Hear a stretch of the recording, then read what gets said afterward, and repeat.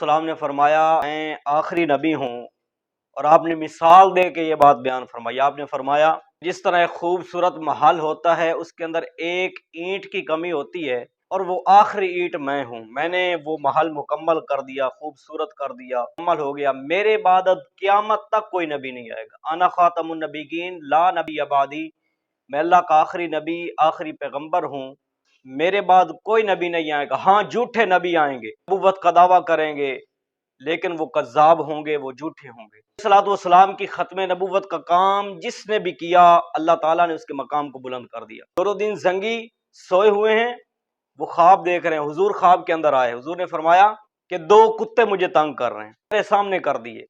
دین زنگی 3 دن تک یہی خواب دیکھتا رہا۔ اس نے عالم سے مشورہ کیا کہ آپ مدینہ کے اندر جائیں، حضور نے آپ کو دکھائی ہیں، آپ مدینہ والوں کی دعوت کریں۔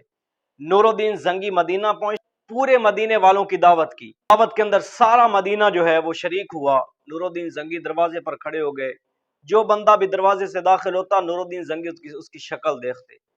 وہ 2 بندے نہیں آئے جس کی صورتیں اور شکلیں حضور نے خواب کے اندر بتلائی تھی۔ خواب